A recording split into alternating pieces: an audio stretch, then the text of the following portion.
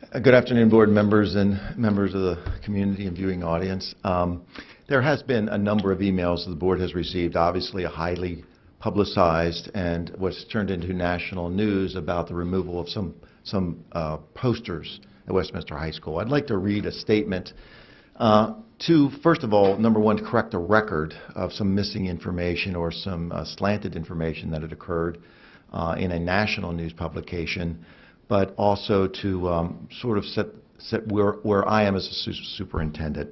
First of all, some of the emails that the board received are challenging the board's decision to remove the posters. That is absolutely incorrect. The board made no decisions regarding this. This is an operational decision that was made at first by the school-based administrator and then after consultation with central office. The board does not sit in the authority to remove or put up posters in schools. So I want to make that clear first of all. But I also want to make clear that the Board of Education and I, along with Carroll County Public Schools, have been receiving these comments on the removal of some display materials that were in some Westminster High School classroom.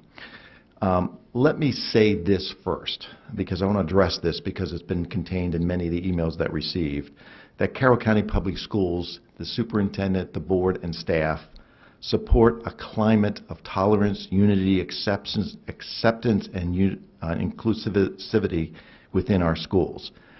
Any news report, and again, I'm speaking more on the national news, not local news, to that effect or to that contrary is just patently false.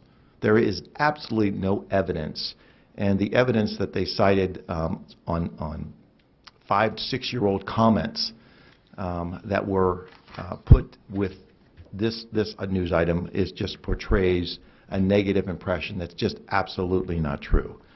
The particular posters that are under discussion were removed not because of their expressions of diversity, but because of complaints that we received from some other Westminster High School staff members because they carried a political message. I recognize that there are varying opinions on the message conveyed in these posters. We also recognize that our school system has become part of a larger political debate.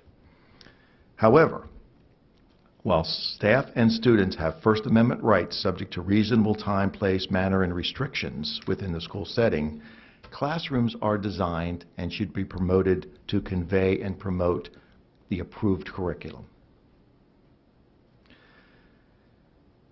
Now, at the board's direction, I'm willing to put together a policy and administrative regulations and guidelines, which we clearly do not have, to develop guidelines and directions for the display of these materials. So I'll offer that as a step forward in this discussion.